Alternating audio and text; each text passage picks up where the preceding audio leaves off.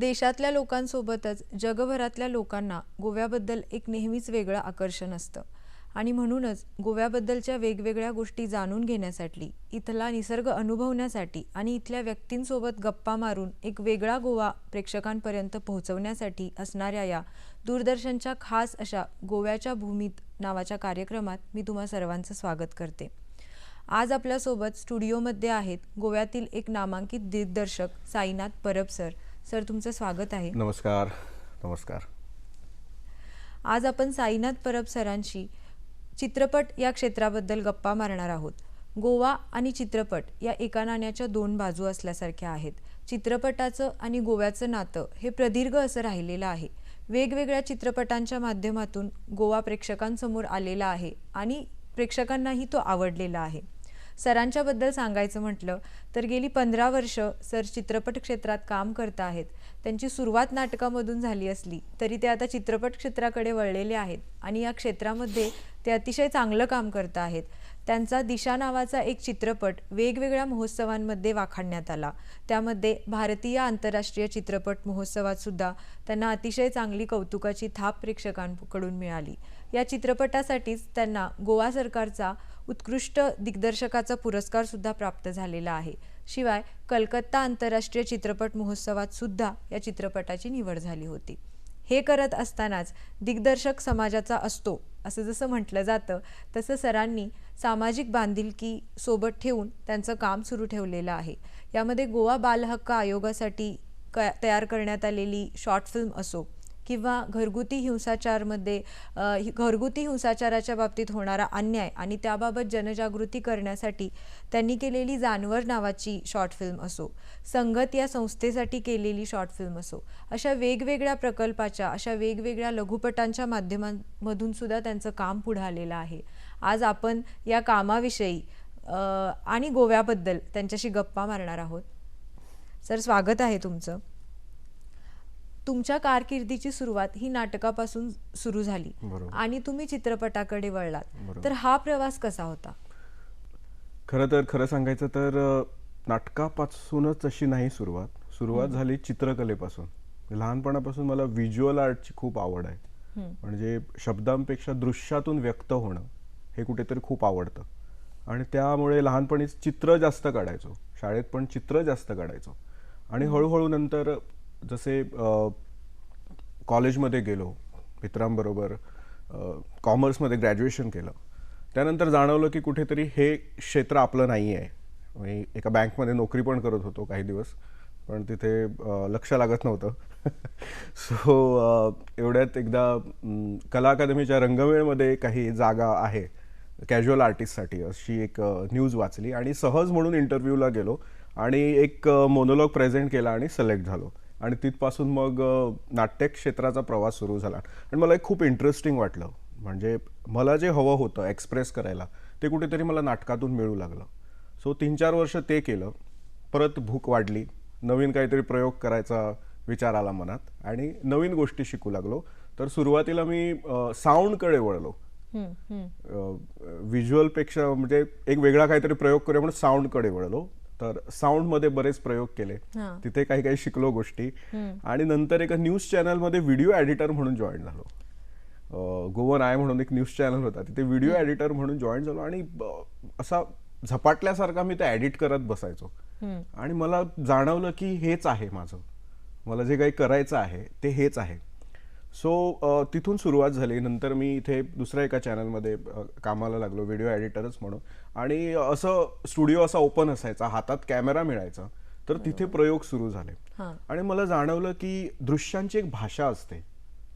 आपण माणसाच्या संवेदनशील मनावर काहीतरी असे आघात करू शकतो विशिष्ट अशी दृश्य दाखवून आणि त्यांची जर एक सांगड बनवली, त्याचा एक जर आपण फ्लो बनवला तर तोच सिनेमा असतो. हा कुठेतरी मला साक्षात्कार म्हणूया आपण तसं काहीतरी झालं आणि मी एकदम झपाटल्यासारखा त्याच्या मागे लागलो आणि त्याच वेळी विनायक खेडेकर सर एक डॉक्युमेंटरी फिल्म बनवत होते. कुंभारजुवा या गावात शांतादुर्गा जी देवी आहे त्या दैवतावर ते एक डॉक्युमेंटरी बनवत होते आणि योगायोगाने त्यांचं अर्धकाम झालं होतं, पण त्यांना ते क्लोजर मिळत नव्हतं जसं त्यांना पाहिजे तसं. आणि मी योगायोगाने तिथे पोहोचलो एका मित्राच्या थ्रू. आणि त्या गावात राहिलो मी काही दिवस. कॅमेरा होता स्वतःकडे, प्रयोग करत राहिलो, शूट करत राहिलो. तर मला जाणवलं की कला हा समाजाचाच एक भाग आहे. कला हे समाजाचं रिफ्लेक्शन आहे. तर जर तुम्हाला चांगलं कलाकार व्हायचं असेल, तुम्हाला जर तुमच्या कथा तयार करायच्या असेल, स्टोरी सांगायचं, तर तुम्हाला समाज आणि लोकांच्या संवेदना समजून घेतल्या पाहिजे. हे त्या शूटच्या वेळी मला जाणवलं. कारण तिथे जी माणसं मी बघितली, कारण मी पणजीत वाढलो आहे, इथंच माझं सगळं शिक्षण झालं. मी तसा गाव असा खूप क्लोजली बघितला नव्हता, पण तिथे पहिल्यांदा मी गाव असा बघितला. गावाचं एक स्ट्रक्चर असतो, तिथलं एक दैवत असतं, तिथली माणसं असतात, त्यांचे विचार असतात, तिथे तयार झालेल्या लोककला असतात, त्यांची नाटकं असतात. इथे मला स्टोरीज दिसू लागल्या आणि मग मी ठरवलं की बाकी काहीच नाही करायचं. सरकारी नोकरी आली होती, ती पण सोडली आणि फुल फ्लेज ह्याच्यात उडी घेतली आणि एक्सप्लोअर करत राहिलो. So that is how it started. आणि नंतर बऱ्याच वर्षांनी मग हळूहळू news channel, documentaries, short films हा प्रवास सुरू असतानाच मग एक वर्षी इफीला फिल्म बाजार होतो, तिथे मी नॅशनल फिल्म डेव्हलपमेंट कॉर्पोरेशनसाठी काम करायचो as a temporary basis. Social media handle करायचो.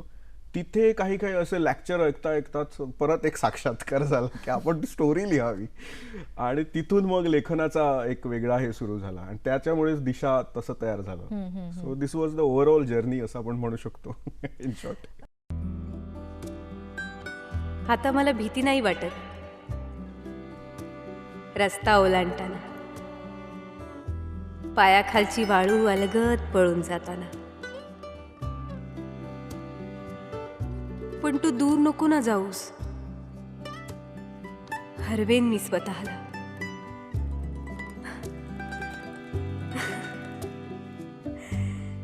झेलीन लाटांचे असंख्य आघात तुझ्या सोबतीने. रमेन मी तुझ्याच विश्वात, चालेन फक्त तुझ्या सोबतीने.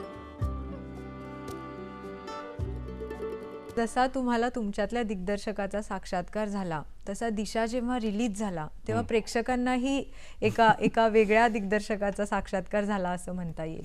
कारण दिशा जेव्हा रिलीज झाला तेव्हा दिशाला इतकं वाखाणण्यात आलं सगळ्याच बाबतीत, अभिनयाच्या बाबतीत, दिग्दर्शनाच्या बाबतीत, संवादाच्या बाबतीत आणि सगळ्यात मुख्य म्हणजे पटकथेच्या बाबतीत.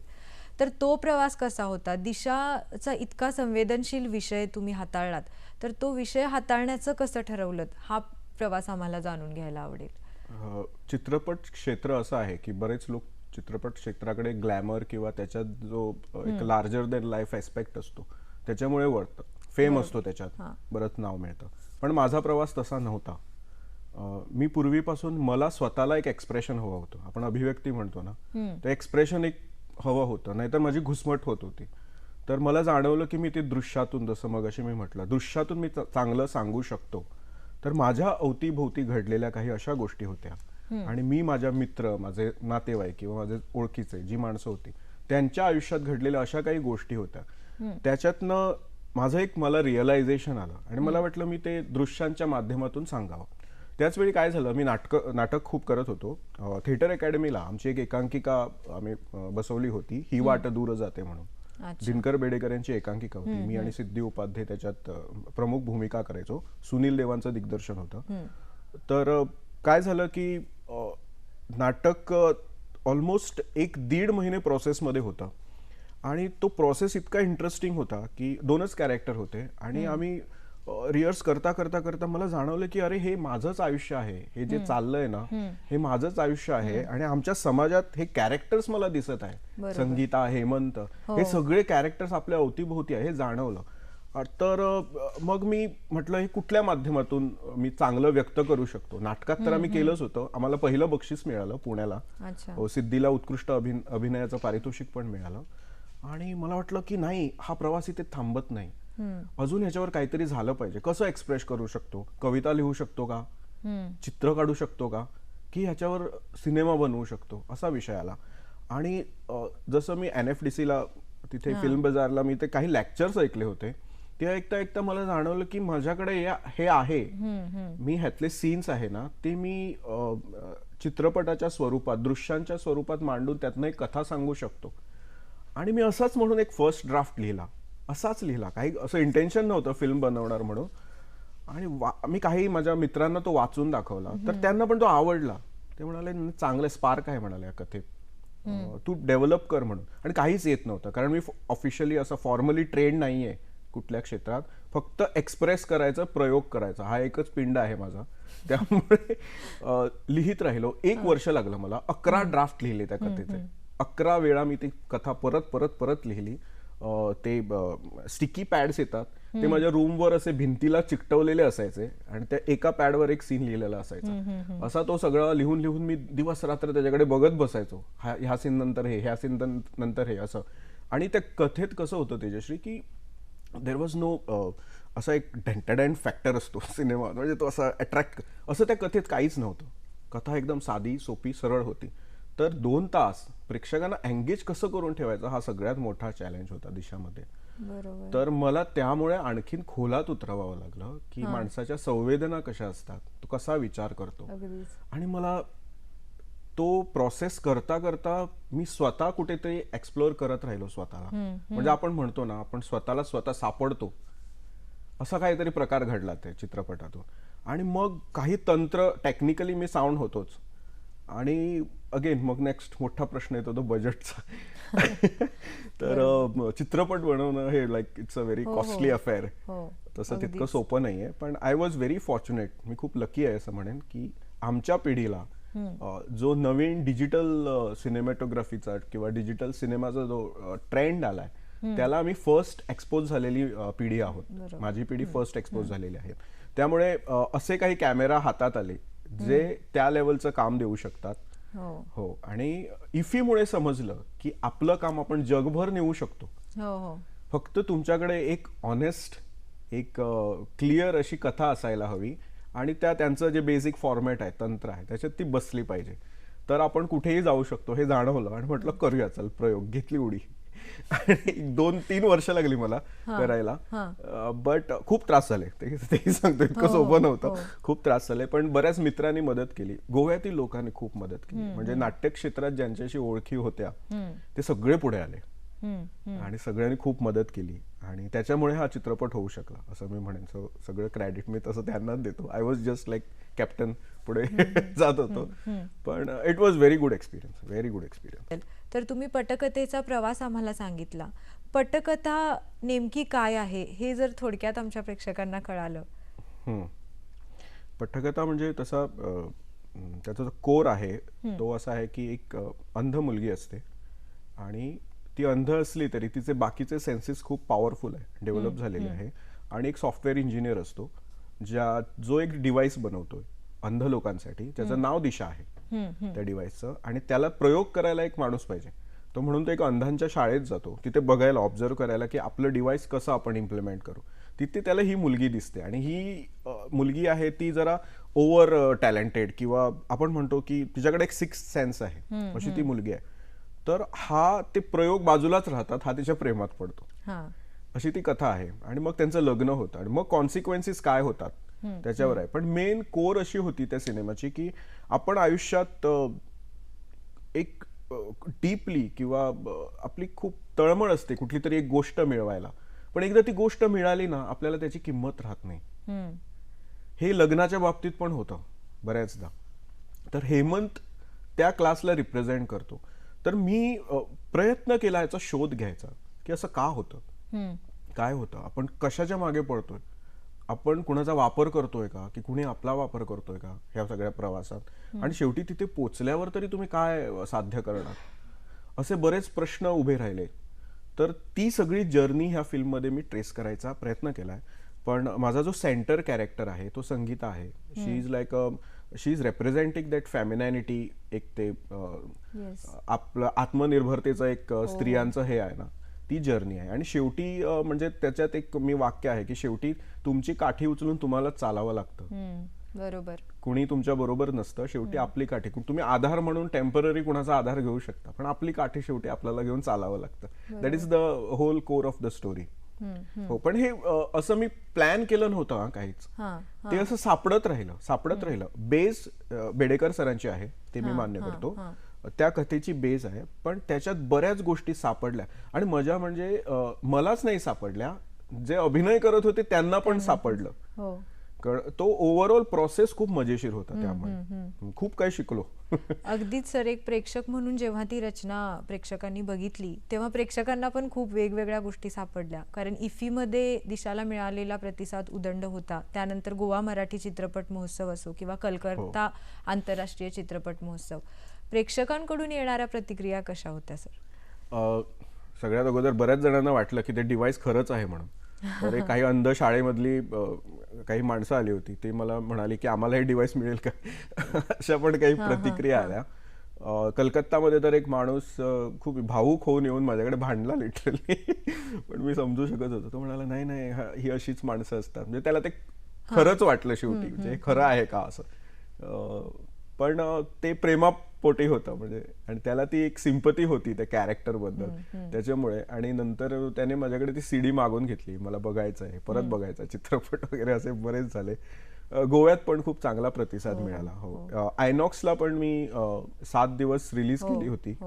ॲज अ म्हणजे गोवन फिल्म मेकर म्हणून आम्हाला बेनिफिट मिळतो आयनॉक्समध्ये. आम्ही गोवा गव्हर्नमेंटच्या थ्रू फिल्म हे करू शकतो, खूप मिनिमल अमाऊंट मध्ये आम्ही ते स्क्रीनिंग करू शकतो. त्याच्यात एक 7 दिवस तो चित्रपट आयनॉक्स मध्ये चालला, तिथे पण चांगला प्रतिसाद मिळाला. हो, आणि एक ह्या फिल्मची खासियत आहे की डिस्कशनला खूप चांगला विषय आहे. एंटरटेनमेंट पेक्षा डिस्कशनला विषय चांगला आहे. तेच, अगदी मनाच्या भोवऱ्यामध्ये अडकलेल्या लोकांना अनेक वेगवेगळे मार्ग सापडतात हा सिनेमा बघितल्यानंतर. हे आहे मला अनुभव, बऱ्याच जणांनी सांगितलं. हो, अगदीच. आणि सगळ्यात महत्वाची गोष्ट म्हणजे हा चित्रपट बघितल्यानंतर प्राजक्ता वाडगे हिने जे कॅरेक्टर केलंय त्यामध्ये संगीताचं मुख्य पात्र साकारलंय तिनं, तिच्या सिलेक्शनची प्रोसेस असेल, तिने अगदीच प्रेक्षकांची मन जिंकली चित्रपटाच्या माध्यमातून. तिची सिलेक्शन प्रोसेस कशी होती, तिला कसं निवडण्यात आलं? सुरुवातीला ऍक्च्युली प्राजक्ता नव्हती. सुरुवातीला मी आणखीन माझ्या एका स्टुडंटलाच कास्ट केलं होतं त्या रोलसाठी, पण तिचे काहीतरी वैयक्तिक प्रॉब्लेम झाले आणि तिला करता नाही आलं. सो माझा जो असिस्टंट डायरेक्टर होता त्याला मी सांगितलं, अरे असं असं आहे, आणि आमची डेट ठरली होती. माझे जे प्रोड्युसर होते ना, मिस्टर जय बजाज, त्यांनी मला सांगितलं की सायनाथ, जोपर्यंत तू डेडलाईन ठेवत नाही ना कुठलंच काम होणार नाही. त्याने मला डेट फिक्स करून दिली होती, एवढं याच्यात तुला करायचंच आहे, तू काहीही कर, कुठूनही आण ऍक्टर, मला लागत नाही. सो मी खूपच घाबरलो होतो आणि मुंबईला 3-4 ऑडिशन्स घेतले होते मुलींचे. तर माझा जो असिस्टंट डायरेक्टर होता धनराज कदम, त्यांनी मला सांगितलं की एक मुलगी आहे आमच्या संदीप सावंत यांच्या प्रोडक्शनमध्ये काम केलेली, नवीन आहे मुलगी, पण खूप संवेदनशील आहे, आणि तुला जशी हवी आहे ना ऑर्गॅनिक अशी संगीता, तशी ती आहे, पण तू बघ म्हणाला, तू स्क्रीन टेस्ट घेऊन बघ. आणि मी तिची स्क्रीन टेस्ट घेतली, but I was not very sure, कारण प्राजक्ताचं कसं आहे ना, शी वॉज नॉट दॅट एक्सप्रेसिव्ह, ती अशी ओपन नाही आहे, म्हणजे ती जर इंट्रोवर्ड असं नाही आहे, पण शाय आहे थोडी, तशी होती ती. त्यामुळे पहिल्या स्क्रीन टेस्टला मला ते झालं नाही, आणि तिने पण असं लीड रोल म्हणून कधीच केला नव्हता. मला अजूनही आठवतं, आमची 3 दिवस होते शूटला सुरू व्हायला, आणि आली ती, कॅमेरा लावला, आम्ही ट्रायल घेत होतो काही लोकेशनवर, आणि इतकी नर्वस झाली होती, तिला एक शब्द बोलता येत नव्हता, इतकी नर्वस. आणि मी काहीच बोललो नाही, कारण 3 दिवसावर शूट होतं. मी थांबलो, रूमवर जाऊन बसलो, डोक्यावर असं टेन्शन होतं, असं हात धरून बसलो होतो. आणि ती आली माझ्याजवळ रडत आणि म्हणाली, सर मला नाही होणार, मी काहीतरी दुसरं डिपार्टमेंटमध्ये काम करते, तुम्ही दुसरी ऍक्टर बघा. तर मी म्हटलं नाही, तूच करणार, आता आपल्याला माघार घ्यायची नाही आहे, जे काय होईल ते होईल, तूच करणार. पण टू माय सरप्राईज ती ना पाण्यासारखी आहे, तिच्यात कसलाही रंग घाला ती तो रंग घेते. आणि तिला सीन्स जस्ट सांगितले ना असं असं आहे, ती परफेक्ट करायची. हो, आणि खूप कठीण असतं अंध माणसाचा रोल करणं ना, खूप कठीण असतं, कारण तुम्हाला डोळ्यात ते एक्सप्रेशन आणायला अलाउडच नसतं. डोळे फ्लॅट असतात आणि तुम्हाला डायलॉग बोलायचे असतं, आणि स्मार्टनेस पण दाखवायचं असतं. आणि तिने ते व्यवस्थित सांभाळलं. म्हणजे मला अजून आठवतं, अभिषेक आणि ती लिटरली, ती ब्लाइंड आहे आणि तो तिचा नवरा, ती त्याच्या हाताला धरून ते कला अकादमी टू मिरामार पर्यंत चालत जायचे, खरंच. आणि मी त्याला सांगितलं, जर लोक तुम्हाला सिंपतीने बघतात तर आपली फिल्म हिट होईल. असं काही झालं हो. का मग? आणि नाही ते खरंच लिटरली आम्ही मँगलोरला 1-2 दिवस शूट होतं. तिथे तर काही बायका वगैरे येऊन अरे रे म्हणून तिला असं, आणि मी म्हटलं अरे ऍक्टिंग सोडू नका, मार पडेल आम्हाला म्हणून. पण त्या दोघांनी ते खूप चांगल्या तऱ्हेने सांभाळलं. चित्रपट संपेपर्यंत, म्हणजे आमचा शेड्यूल संपेपर्यंत त्यांना जसा वेळ मिळायचा ना प्रॅक्टिस करायला, ते ऍक्च्युअली रिहर्स करायचे. ती तसाच त्याचा हात धरून ते असेच अंधासारखी ती चालत जायची आणि लोक बघायचे सिंपतीने. तर त्याच्यावरून एक तिला पण खूप काही असं ऍड झालेलं असणार अशी अपेक्षा करतो. नक्कीच. म्हणजे आता जेव्हा आम्ही दिशा बघतो तो हा सगळा प्रवास आहे दिशाला हो, हो, हो, सक्सेसफुल हो, हो. करण्यासाठी. हो, हो. दुसरी एक महत्वाची गोष्ट अशी की जी मंदिरं घेण्यात आलेली आहेत किंवा जे मंदिर घेण्यात आलेलं आहे चित्रपटामध्ये ते अतिशय सुंदर आहे. मला असं वाटतं की गोव्यामध्ये सुद्धा शूटिंग झालेलं आहे हो, चित्रपटाचं. हो, नाही. गोवा सोडून मग शूटिंग कुठं कुठं झालेलं आहे? 99% आपण म्हणूया गोव्यातच आहे. अच्छा, सगळं गोव्यात अच्छा. आहे. हां. फक्त मला जुनी काही अशी मंदिरं हवी होती जिथे त्या ज्या सप्तमात्रिका आहे, त्या सप्तमात्रिकावर मला थोडं त्याच्या डायलॉग्स होते आणि मला त्या मूर्ती इथे मिळत नव्हत्या. मी तांबडे सुल्ला वगैरे सगळीकडे बघितलं, तर त्या मला कर्नाटकात मिळाल्या. कर्नाटकात कदंब शैलीची काही मंदिरं आहे, त्याच्यात त्या सप्तमात्रिकांचं चित्र आहे. तर तिथे एक छोटासा सीन होता, तो एका दिवसातच शूट होतं. ते आम्ही एका दिवसात जाऊन करून आलो, पण मॅक्सिमम फिल्म गोव्यातच झाली आहे. 6, 7, 8 देवी आहेत आणि एकदम या बाजूला आहे ना कॉर्नरला गणपती आहे, हे इथे. गणपती. आणि या कॉर्नरला ना सरस्वती आय थिंक. सप्तमात्रिका मी वाचलंय यांच्याबद्दल. इंद्राणी, वराही, कौमारी, वैष्णवी, वीरभद्र, ब्राह्मी, चामुंडा, ब्रह्माची ब्राह्मी, महेशाची माहेश्वरी, विष्णूची वैष्णवी, वराहाची वराही. 7 देवतांच्या भार्या आहेत ह्या.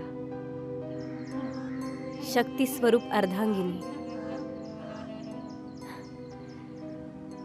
त्यांच्यामुळेच या देवतांना पूर्णत्व आलंय. किती छान कल्पना आहे नाही?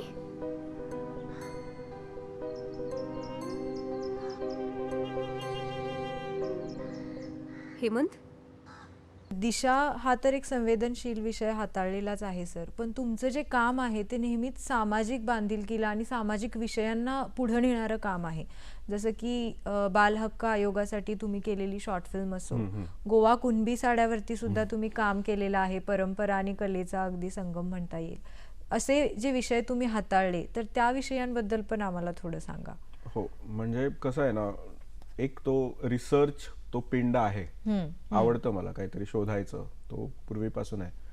त्याच्यामुळे काही अशा माणसांबरोबर काम करायला मिळालं. आय वॉज सो लकी की तिथून खूप काही शिकलो. जसं तू कुणबी सारीचं म्हटलं ना, ते वेंडल रॉड्रिक्स त्यांच्यामुळे शक्य झालं, कारण त्यांनी कुणबी सारी रिवाईव्ह केली आहे. जो आपला पारंपरिक जो व्ह्यू होता ना त्याचा, तो हे करून मॉडर्नाइज केली आहे. आणि त्यांनी मला एका मित्राच्या थ्रू अप्रोच झाले ते आणि म्हणाले आपण असा प्रयोग करतोय, तू शूट करशील का? सो मी लिटरली त्यांच्याबरोबर, त्यांची टीम होती, त्यांच्याबरोबर फिरलो मी. ते डाय कसे तयार करतात, सूत ते कसं हे असतं, कसं विणतात ते सगळं शूट करून मी त्याच्यावर एक छोटासा व्हिडिओ बनवला, जो दिल्लीला म्हणजे विल्फ्स इंडिया लाईफस्टाईल फॅशन वीक असतो तिथे त्यांनी स्क्रीनिंग वगैरे झाली. तिथे मला खूप हे मिळालं, समजलं की आपल्या कल्चरमध्ये काहीतरी आहे. बरोबर. There is some power in our culture. आणि ते लोकांशी जुळवून घेण्याची एक ताकद आहे. मातीतून ज्या गोष्टी आलेल्या असतात ना, त्या आपल्याला बांधून ठेवतात एकमेकांशी. आणि त्याच्यात तो समाजाची जी चादर म्हणूया आपण, ती विणली गेली जाते. तर ते मला त्या प्रोजेक्टमध्ये जाणवलं. आणि वेंडल गोव्यासाठी, म्हणजे तो ही वॉज लिटरली लाईक वेडा होता तो माणूस गोव्यासाठी. गोवा म्हटलं की तो एकदम हे होता. तर मी लिटरली, म्हणजे मी त्याच्याकडून पैसे पण घेतले. मी म्हटलं सर नकोय मला, तुम्ही जे करतायत ना खरंच ग्रेट आहे. आणि मला पण खूप शिकायला मिळालं त्या प्रोजेक्टमध्ये. सामाजिक विषयावर म्हणशील तर कसं झालंय ना, याच्यामागे 2 कारण आहे. एक तर आहे विषय आवडीचा आहे, कारण माणूस हा जसं मी म्हटलं संवेदनेतून बनतो, ती तुम्हालाच ह्या विषयांकडे गेल्यावरच जास्त प्रकर्षाने जाणवते.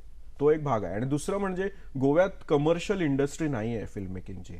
तर तुम्हाला जर कंटिन्युअसली काम करायचं असेल ना, तर काही असे विषय घेऊनच त्याच्यावर तुम्ही जर फिल्म्स बनवली तर ते लोकांपर्यंत पोचवायला सोपं पडतं.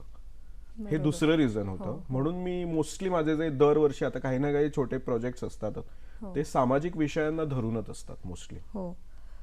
सर, असाच एक प्रोजेक्ट तुम्ही केलेला आहे घरगुती हिंसाचाराबद्दल, domestic म्हणजे violence त्याच्या वर, हो. विरोधात जानवर नावाची नावाचा एक लघुपट तुम्ही केलाय. हो, बरोबर. तर त्याची संकल्पना काय आहे आणि त्या अशा एका वेगळ्या विषयाला बघून लोकांकडून आलेला प्रतिसाद कसा होता? हो, जानवरचं कसं झालं की माझा एक मित्र आहे ॲडी फर्नांडिस म्हणून.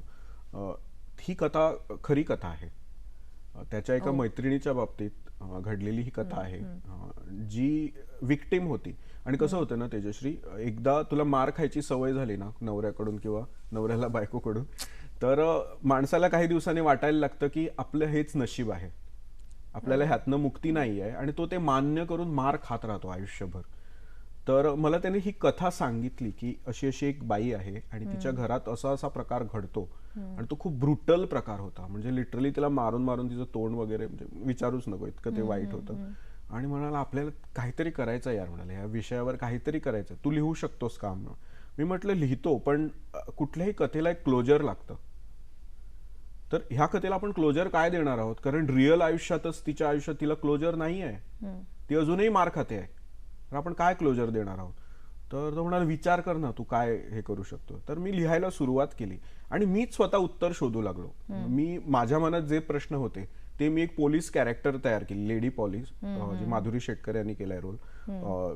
आणि तिच्या तोंडून मी ते वाक्य त्या कॅरेक्टरला विचारले.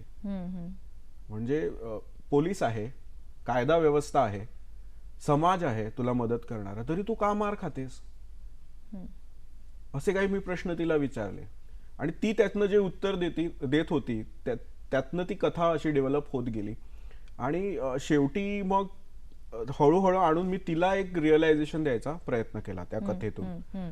कळ ना की शेवटी तुझी जी फाईट आहे ती तुलाच लढायची आहे. कोणी लोक आहेत मदत करायला, पण जोपर्यंत तू उठून काही करत नाही ना, तू मार खातच राहशील आयुष्यभर. आणि हे मी असं म्हणत नाही की ते बायकांच्याच बाबतीत होतं, पुरुषांच्या बाबतीत पण होतं, सगळ्यांच्याच बाबतीत होतं, कुठे कामावर पण होतं. बरोबर. अन्याय हा असतोच ना, पण जोपर्यंत तुम्ही उठून उभे राहत नाही ना, तोपर्यंत कुणीच तुम्हाला देव पण मदत नाही करू शकणार. असा मी तो इथपर्यंत ती जर्नी नेली. आणि ही माझ्यासाठी हा एक प्रयोग होता की पहिल्यांदा मी रोमी लँग्वेजवर मी हे केलं होतं. मी तसा रोमीशी तेवढा फ्रेंडली नाहीये. देवनागरीत ओके, देवनागरी, कोकणी, मराठी, रोमीशी हे नव्हतं. पण मी ते डायलॉग लिहिताना नॉर्मल जे आपण नॉर्मल जी बोलतो ती कोकणी आहे त्याच्यात लिहिलं. आणि नंतर जे मी कलाकार चूज केले त्यांना मी टोटल फ्रीडम दिलं. मी म्हटलं तुमच्या पद्धतीने बोला. तर अंतोनेत म्हणून जिने लीड रोल केलाय ना, ती तर बिचारी इतकी इन्व्हॉल्व्ह होत होती ते कॅरेक्टरमध्ये करता करता, आणि ती स्वतःचीच वाक्य अशी बोलायची जी खूप इम्पॅक्टफुल होती वाक्य. हो, आणि खूप चांगला एक प्रयोग झाला. सगळ्यांनी मिळून, आमची छोटीशी एक टीम होती, त्याच्यात आम्ही ते प्रयोग करून करून ते फिल्म बनवलं. त्याची जी शैली आहे, त्याचा जॉनर आहे तो तियात्र स्टाईल आहे जरा. हो, बोलायची शैली सगळं तियात्र पद्धतीत केलंय. पण तियात्रला जसं एक स्टॅग्नेशन असतं एका पडद्याचं, तसं नाहीये. लोकेशन रिअल आहे. आणि फॉर्मॅट ऑफकोर्स 3 शॉट सिनेमा वगैरे ते सगळे प्रयोग त्याच्यात केले आहेत. जीव दिवन तुझे प्रश्न सुटपाचे. तुझ्या फाटल्यान तुझ्या भुरग्याचे कितें? काय तुका तेका नेक्स्ट डॉमिनिक जाल्लो पळोवपाक जाय आनी एक मारियाचें लायफ स्पॉयल केल्लें पळोवंक जाय?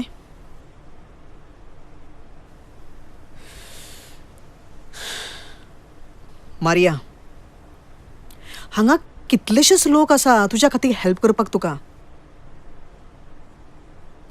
सरकाराचे स्ट्रिक्ट कायदे आसा अगेन्स्ट डॉमेस्टीक व्हायलन्स. आमच्या डिपार्टमेंटाचे woman and child protection unit आसा. पूण तें म्हत्वाचें ना. सगळ्यात म्हत्वाचें तुवें स्वता खातीर झगडप. सर, तुम्ही आता थोड्या वेळापूर्वी आम्हाला जानवर या लघुपटाबद्दल सांगितलं, पर्यावरणाशी संदर्भात असणाऱ्या आणि पर्यावरणाबाबत जनजागृती करणाऱ्या राखणदार नावाच्या एका लघुपटाबद्दलची चर्चा सध्या जोर घेत आहे आणि तो लघुपट सुद्धा तुम्ही दिग्दर्शित केलेला आहे. या लघुपटाबद्दल आम्हाला ऐकून घ्यायला आवडेल. राखणदारचा प्रोसेस खूप इंटरेस्टिंग होता. कोविडमुळे घरात लॉक्ड होतं 1.5 वर्ष. म्हणजे काहीच काम नव्हतं, लिटरली काहीच काम नव्हतं. सगळ्यांचीच परिस्थिती झाली होती आणि मनात असे नेगेटिव्ह विचार येत होते आणि कुठेतरी परत तो आतून काहीतरी रिॲक्ट करायचं, काहीतरी एक्सप्रेस व्हायची ती भूक होतीच.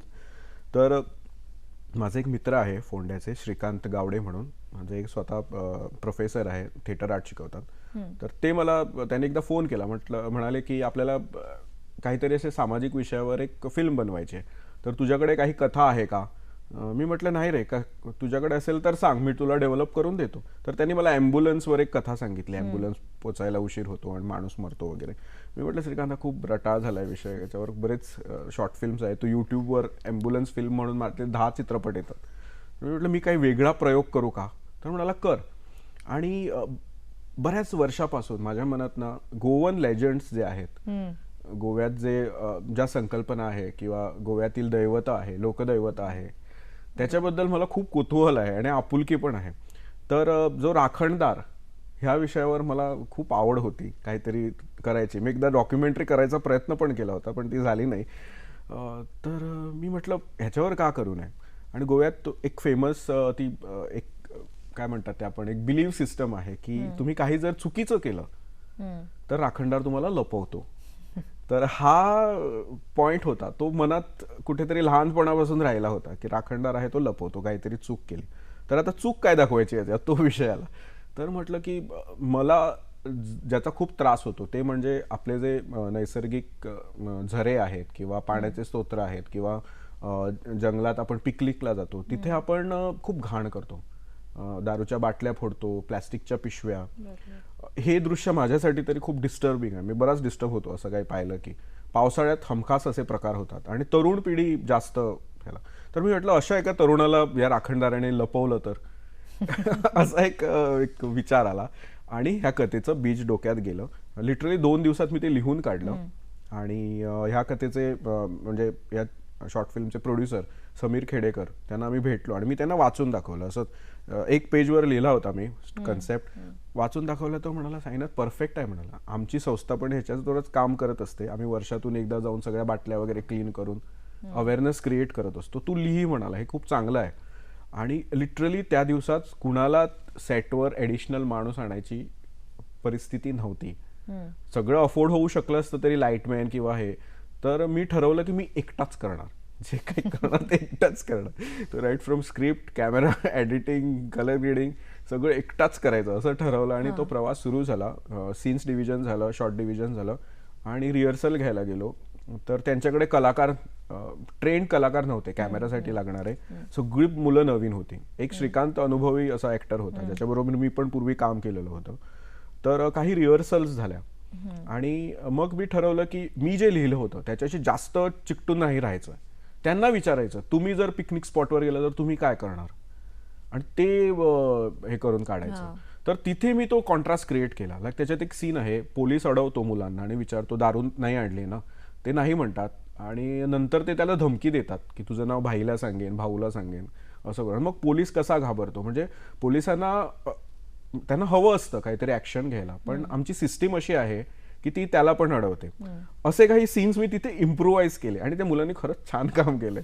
आणि पहिल्यांदा कॅमेरासमोर होते, पण कोकणीत होतं त्यामुळे ते फ्लुएन्सी होती. आणि मुख्य म्हणजे त्यांचा एक रिजनल टोन आहे त्यांच्या भाषेतला, तो मी सांगितलं बदलायचा नाही, तो मला तसाच हवाय. चंदू रे तो आहे ताला मारे किती रे मिळत ना मरतो करतले किती वर्षभर शोधतात आम्ही. किती झाले हे सीमेवयल्या मान करा, चारी सीमा बांधून ठेवलेल्या बांध करा, बऱ्या वाईटाचे नदर दवरपी जाग्या करा. तू राखणदार आमका राखपी, शनीलाक शोधून देऊ पी तूच. हो, आणि तो 7-8 दिवसांचा प्रवास होता. आणि खरंच सांगतो तुला, असं काही मोठी अपेक्षा नव्हती, पण ज्या तऱ्हेने ते टर्नआउट झालं ना, तिथला निसर्ग, केरीला फोंड्याला शूट केलं आम्ही ते, तो पावसात तिथे ती ग्रीनरी तयार होते, एक गूढ वातावरण तयार होतं. आणि तिथे आम्हाला त्या राखणदाराला एक झाड असतं. नॉर्मली कुठेही तुम्ही जा ना, ते गावची सीमा असते, त्या सीमेवर एक झाड असतं. तसं आम्हाला एक खरंच झाड मिळालं. तिथे आम्ही तो सेट तयार केला, त्या पताका वगैरे लावून, नारळ वगैरे ठेवून तो सेट तयार केला. आणि त्यात आत्ता तिथे जर तू जाशील ना, ते तुला खरंच वाटेल हे राखणदाराचं जागा आहे म्हणून. असा प्रकार झाला. आणि हळूहळू ती मुलं पण ना इतकी इन्व्हॉल्व्ह होत गेली, इतकी इन्व्हॉल्व्ह होत गेली की ते काही करायला रेडी होते. आम्ही करूया सर असं करून ते झालं. आणि नंतर पोस्टला जेव्हा फिल्म एडिटिंग टेबलवर आली ना, तेव्हा मला जाणवलं की ही काहीतरी वेगळ्या तऱ्हेने कम्युनिकेट होते फिल्म.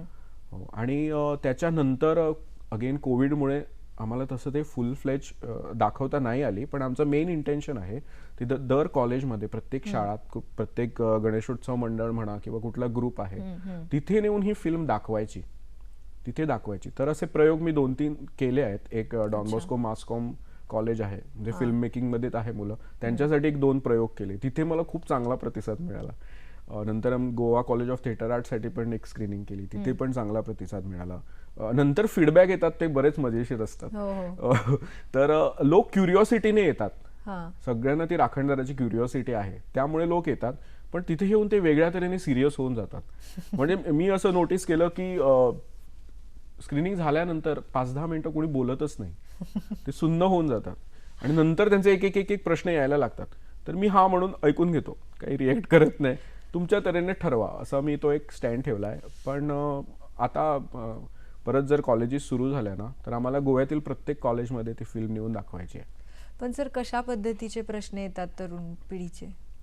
एक तर सगळ्यांना राखणदाराबद्दल क्युरिओसिटी आहे, कारण सगळ्यांनी त्या कथा ऐकल्या आहे, तर ते प्रश्न जास्त येतात. टेक्निकली पण बरेच प्रश्न येतात. म्हणजे कशी हँडल केली, साऊंड कसा डिझाईन केला, कारण साऊंड बद्दल मला बरेच जण विचारतात फॉलीज कसे तयार केले हे, कारण सगळ्यांना ठाऊक आहे इथेच झाली आहे फिल्म, बाहेरचं काहीच नाही. तर त्याच्याबद्दल बरेच प्रश्न येतात. आणि सगळ्यांचा एकच असतो की माझ्या आजोबांनी पण असं ऐकलं होतं, माझ्या वडिलांनी पण असं बघितलं होतं, ते प्रश्न येतात. आणि त्याचा एक इमोशनल एस्पेक्ट आहे. म्हणजे राखणदार हा जरी कोर आहे त्या कथेचा, पण त्याचा एक इमोशनल एस्पेक्ट मी लावलाय. तिथे गेल्यावर तुम्हाला जाणवतं की नाही फोडायची बाटली म्हणून, बरोबर, कुणाचं तरी आयुष्याशी तुम्ही खेळतात असं करून.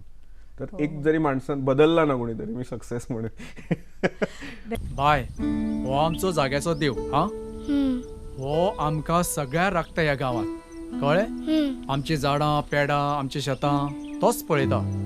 तुका केन्ना भंय दिसलो न्ही आमच्या ह्या आज्याक उलो मारपाचो? नक्कीच सर. आता तुमच्याशी बोलल्यानंतर कळालं की तुम्ही स्वतः अभिनय सुद्धा केलेला आहे, तुम्ही लिहिता, तुम्ही दिग्दर्शन करता, कॅमेरा बघता, एडिटिंग बघता. तुमच्यात असणाऱ्या ह्या वेगवेगळ्या गुणांमधला तुमचा सगळ्यात आवडता गुण कोणता आहे? म्हणजे साईनाथ यांना दिग्दर्शनच आवडतं असं कधी होतं का? मला ना लहानपणापासून कथा सांगायला आवडतात. मला एक 4 ऑडियन्स मिळाले ना, तर मी त्यांना बराच वेळ एंगेज करू शकतो गोष्टी सांगून. सो ते स्टोरी सांगणं हे माझं आवडतं. आता ती स्टोरी शब्दातून सांगणं की दृश्यातून सांगणं, ते डिपेंड आहे. मी गातो पण तेच नाही सांगितलं. चित्रकला सुद्धा आहे तुमच्यात? हो हो हो. तर मेनच कसं असतं ना तेजश्री, प्रत्येक माणसाला एक्सप्रेस व्हायची गरज असते, नाहीतर आपली घुसमट होतच असते. सध्या समाज असा झालाय. तर ज्या माध्यमातून तुम्हाला मिळेल ना, चान्स मिळेल ना, आपण एक्सप्रेस व्हायचं. आज आपण इवन सोशल मीडियावर जे बघतोय ना, आपल्याला बघायला वियर्ड वाटतं, पण ते जर नाही झालं ना, माणसं वेडी होऊन जातील. इतकं सगळं विचित्र चाललंय समाजात. आपण एक अशी रॅट रेस म्हणतो ना, तशी सुरू केली आहे. तर जर तुम्हाला एक्सप्रेस करायला नाही मिळालं ना, तर खूप घुसमट होते. हा पण एक चित्रपटाचा विषय होऊ शकतो. तुमच्यातला दिग्दर्शक आतापर्यंत खूप छान पद्धतीने व्यक्त झालेला आहे, अभिनेता झालेला आहे. लेखक व्यक्त होणार आहे का पुढे जाऊन? एखादं पुस्तक आम्हाला वाचायला मिळणार आहे का? पुस्तक असं मी कधी विचार नाही केला. हो, पुस्तक असं मी नाही विचार केला. लेखक म्हणजे मला कथा तयार करणं आणि त्या वेगवेगळ्या माध्यमातून एक्सप्रेस करणं असं आहे. मला ते एक टॅग नाही करून घ्यायचं की मी लेखक आहे वगैरे, तसं तसं काही नाही. मी लिहित असतो कंटिन्युअस. हो, पण कसं दररोज 1 तास बसून असं मला एका सांगितलं होतं एका दिग्गज माणसाने, दररोज 1 तास बसून लिहायचं. पण मी बिलीव्ह नाही करत, तसं नाही होत. शेवटी तो तुम्हाला ते बॉइलिंग झालं ना आतमधून आणि ते फुटलं एकदा ना, तर ते कधीतरी कवितेच्या रूपाने बाहेर पडतं किंवा कधीतरी कथेच्या रूपाने बाहेर पडतं. आणि आम्हाला समृद्ध करणारं साहित्य आहे ग आमच्याकडे. म्हणजे मराठीत बरंच साहित्य आहे, कोकणीत आहे, पुंडलिक सरांसारखे लेखक गोव्यात आहे. त्यांनी खूप समृद्ध केलंय आपल्याला.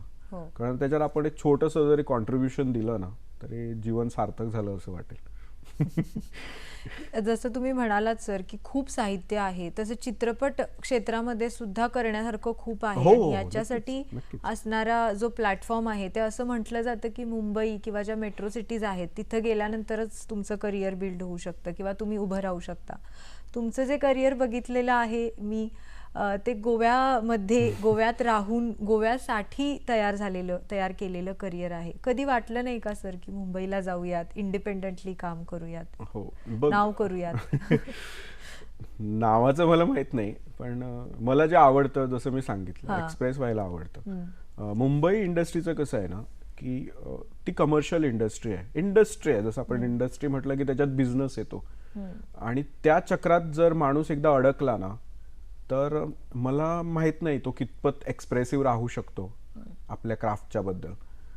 तर ते मला माझ्या टाइम फ्रेम मध्ये कठीण वाटू लागलं. मी असं म्हणत नाही की नाही होऊ शकत, असं नाहीये. माझे बरेच मित्र आहे मुंबई इंडस्ट्रीमध्ये, ते आपल्या तऱ्हेने खूप चांगलं काम करतायत. पण तिथे तो एक प्रेशर असतो चांगलं काम द्यायचं म्हणून ते करतायत.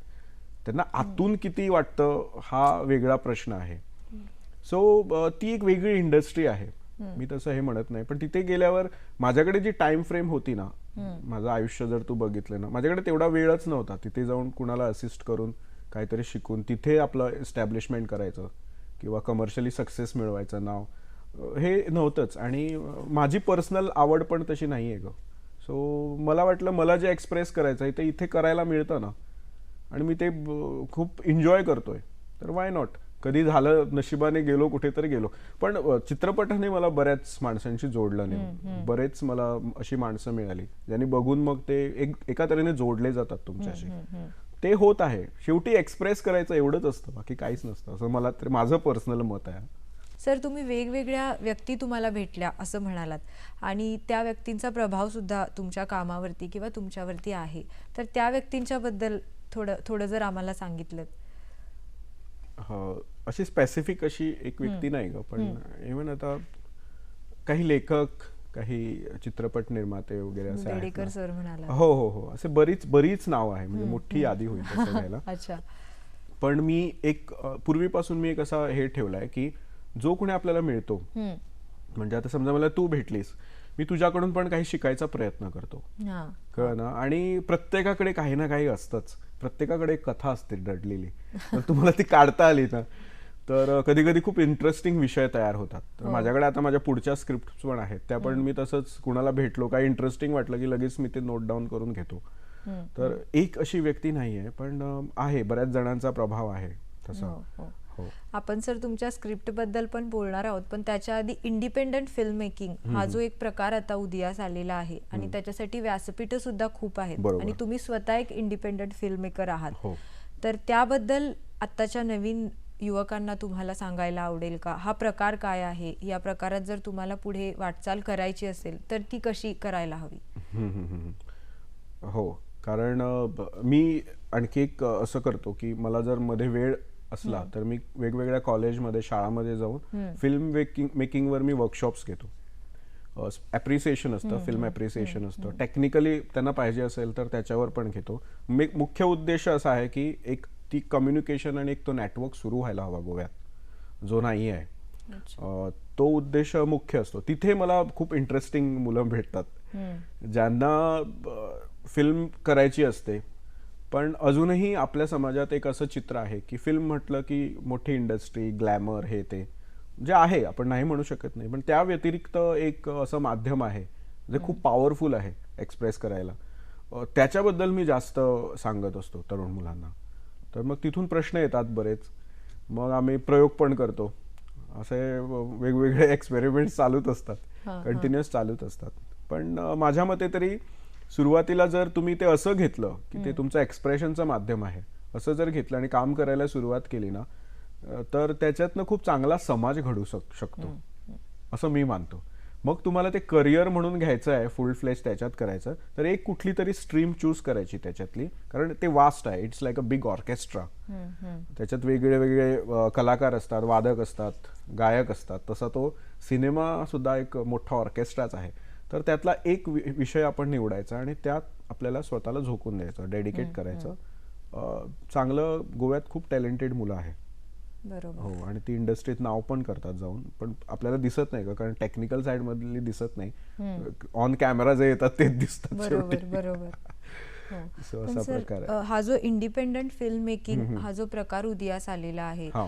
तर त्याच्यासाठी कोणकोणती व्यासपीठं आहेत? तुम्हाला जर त्याच्यापर्यंत पोहोचायचं असेल तर कशा पद्धतीनं पोहोचू शकता? हा, इंडिपेंडंट फिल्म मेकिंग म्हणजे काय झालं की सुरुवातीला जर आता समजा उदाहरणार्थ तुला युट्यूबसाठी एक व्हिडिओ तयार करायचा आहे, तर पूर्वी जर हे 20 वर्ष अगोदर असायचं ना, तर तुम्हाला एक कॅमेरामॅन लागायचा, नंतर तुम्हाला एक लाईट पकडणारा मुलगा लागायचा, नंतर साऊंडवाला लागायचा, नंतर पोस्टमध्ये तुम्हाला एडिटर लागायचा, कळलं ना. असे वेगवेगळी माणसं तुम्हाला लागायची आणि जे खूप खर्चिक होतं, म्हणजे त्याच्यावर खूप एक्सपेन्सेस, आणि तेवढं ह्या छोट्या व्हिडिओसाठी शक्य होत नाही. बरोबर. तर आता असं झालंय की एकच माणूस हे सगळं करू शकतो. टेक्नॉलॉजी इतक्या ईजवर आली आहे, करू शकतो. पण त्याचा एक ड्रॉबॅक पण आहे. त्याच्यात ना ते फाईननेस होतं ना क्राफ्टचं, ते कुठेतरी हरवू लागलंय. म्हणजे जो एका मोठ्या एरी कॅमेरावर जो रिझल्ट येतो ना, तो छोट्या DSLR वर तुम्ही काढू शकता. त्याच्यात ते इतकं इझी झालंय. त्यासाठी एरीवर जी मेहनत असायची ना, ती कुठेतरी आता बंद पडायला लागली आणि लोक शॉर्टकट घेऊन त्याच्यातनं काहीही करू लागले. हा पण त्याचा एक ड्रॉबॅक आहे. पण पॉझिटिव्ह साईड अशी आहे की आज प्रत्येक जण फिल्म मेकर होऊ शकतो. आज म्हणजे एक काही वर्षापूर्वी आयफोन या कॅमेरावर मोबाईलवर शूट केलेली फिल्म ऑस्कर अवॉर्डला होती. ह्या लेवलचं ट्रान्झिशन आलं आहे सध्या, आणि तिथे ती एक्सेप्ट झाली, लोकांनी ते मान्य केलं, कारण लोक त्याच्या मागच्या भावना बघत होते. तर असा एक मोठा बदल आलाय. पण तो आपण प्रॉपरली जर सेगमेंट केला ना, तर ही इंडिपेंडंट फिल्म मेकरची एक जमात तयार होऊ लागली आहे ना, ती काहीतरी चांगले रिझल्ट्स देतील. पण माझ्या मते जरी तुम्ही इंडिपेंडंट फिल्म मेकर असाल ना, तरी तुम्ही फाईननेसकडे जायलाच हवं. त्याच्यातनं ते परफेक्शन यायलाच हवं, तरच ती स्टँड होईल. नाही तर ते एक मशरूम येतो ना पावसात, तसं ते मशरूम येऊन ते परत ते गायब होतील हळूहळू फिल्म मेकर वगैरे. तर तसं न होता हे कुठेतरी पॉझिटिव्हली जायला हवं. पण एक खूप इंटरेस्टिंग आहे. वेगवेगळी माध्यमं आहेच. आज इंटरनेट सगळ्यात मोठं माध्यम म्हणजे. आणि दुसरं एक असं झालंय ना, लोकांचा व्ह्यूइंग स्पॅन खूप कमी झालाय. म्हणजे 2.5-3 तासांचा फिल्म बघणारी माणसं ती एक जनरेशन होती, आणि आता 1 मिनिटांचं रील बघणारी जनरेशन आहे. तर तुमचं स्पॅन सध्या 1 मिनिट झालाय लिटरली. आता माझ्याकडे असे क्लायंटल येतात, ते म्हणतात मला 5 सेकंदात ऍड करून दे, 5 सेकंदाचा ऍड. मी मग विचार करतो आता काय करणार 5 सेकंदात काय. ते म्हणते नाही, हा ट्रेंड आहे, 5 सेकंदात एक्सप्रेस करा. चॅलेंज आहे ना एका तऱ्हेची. तर असा व्ह्यूइंग फॅक्टर बदलू लागलाय, मोठा बदल होऊ लागलाय मागच्या 10-15 वर्षात. म्हणजे मी माझी जर्नी सुरू झाली ना तेव्हापासून मी बघितलंय प्रचंड प्रमाणात बदल होऊ लागले. आणि गोव्यात आता किती चांगले कंटेंट करणारी मुलं आहेत. मी काम करतो बऱ्याच जणांबरोबर, ड्रोन ऑपरेटर म्हणा, कॅमेरामॅन म्हणा, अमेझिंग आहे एक एक मुलं. पण त्यांना ते अजून कमर्शियली तसं प्रेझेंट करता नाही येत, एवढाच फॅक्टर. पण ते हळूहळू होईल. सध्या नवीनच आहे फील्ड. नक्कीच सर. आणि मग या बाबतीत तरुणांचा या क्षेत्राकडे बघण्याचा, इंडिपेंडंट फिल्म मेकिंगकडे बघण्याचा अप्रोच कसा आहे? तुम्ही बोलला आहात का काही तरुणांशी किंवा जे या क्षेत्रात कार्यरत आहेत त्यांच्यासोबत? हो, बघ सुरुवातीला ना तो ग्लॅमरमुळेच अट्रॅक्ट होतात, ते आपण नाकारू शकत नाही. बरोबर. तो लहानपणापासून आपण शाहरुख खान, सलमान खान बघितलेले असतात, तर ते ग्लॅमरमुळे ह्या क्षेत्राकडे अट्रॅक्ट होतात. माझ्याकडे पण जी मुलं येतात शिकायला वगैरे, त्यांचं सुरुवातीला तेच असतं. इथे आल्यावर मी त्यांना एक वेगळी ओळख करून देतो, असं पण आहे. हे चांगलंच आहे. मी पण बघतो, मला रजनीकांत खूप आवडतो. मी साऊथची सगळी फिल्म बघतो. पण हे असं पण आहे, हे पण करून बघ ना. तुझ्या बाजूलाच अशा काही कथा असतील तर तुझ्या मोबाईलवर शूट करून बघ ना. ह्याच्यासाठी आहे. मग तुम्ही सर फेस्टिवल कुठे पाठवायचे? फेस्टिवल्स आहे असे चित्रपट दाखवायला. तिथे अप्रिसिएशन पण मिळतं तुम्हाला, कळलं ना. आणि तुम्हाला समाधान पण मिळतं. तुम्ही कुठल्या स्टुडिओच्या अंडर नाही राहत रिलीज करायला वगैरे. तो पण प्रकार आहे. बरेच ऑनलाईन प्लॅटफॉर्म्स आहे. आता तर OTT प्लॅटफॉर्मने तर सगळं स्वाईपच करायला सुरुवात केली आहे. थिएटरवर मोठा इफेक्ट होऊ शकतो या इंडस्ट्रीचा, असं पण आहे. तर त्याच्यात मुलांना ना आवडतात प्रयोग करायला, ते रिस्क घ्यायला घाबरत नाही. एकदा एक तुमची पर्टिक्युलर एज झाली ना, तुम्ही रिस्क घ्यायला घाबरतात. मुलं घाबरत नाही, ते बिंदास असतात. तर माझ्याकडे जी आता गोव्यातली जी मुलं येतात माझ्या वर्कशॉप मधून आलेली, किंवा they are like very good, ते घाबरत नाही. ते म्हणतात करूया, चल प्रयोग करूया. आणि काही जण लागलेत पण कामाला. बरेच आता मी मागच्या 3-4 वर्षात बघितलंय फेसबुकवर वगैरे किती फिल्म्स येतात. काही वर्षापूर्वी एक असं शॉर्ट फिल्म बनवणं पण खूप मोठं हे होतं. आता किती फिल्म्स येतात. ऑफकोर्स त्याच्यात 80% तसा कंटेंट नसतो प्रेझेंटेबल, पण 20% आहे. त्याच्याकडे आपण समाजाने लक्ष द्यायला हवं. कला क्षेत्राने किंवा इव्हन सरकारने म्हणतो दॅट टू वॉट एव्हर, त्याच्याकडे लक्ष द्यायला हवं. त्याच्यातनं एक वेगळी इंडस्ट्री तयार होऊ शकते. It is a very positive sign. आणि नक्कीच सर, जसं तुम्ही म्हणता, शेवटी व्यक्त होणं गरजेचं आहे. गरजेचं आहे. आणि 20% लोक जर चांगल्या पद्धतीनं व्यक्त होत असतील तर ती खूप चांगली बाब आहे. तुम्ही आत्तापर्यंत केलेलं काम आम्ही ऐकलं, पण आता भविष्यामध्ये जे काही तुमचे प्रोजेक्ट येत आहेत, काही स्क्रिप्ट असतील, तर त्याच्याबद्दल थोडं ऐकायला आवडेल सर. अगेन आवडीचाच विषय माझा समाज आणि समाजातले काही अशाच विषयावर आहे. मला कुठेही सप्रेस्ड क्लास तुम्हाला एक सापडली ना, तो क्रांती करायचा एक विषय असतो. कुठलीही सप्रेस क्लास कुठलीही घ्या, आणि ते सप्रेशन असतं, आपण ते शोधायचं असतं.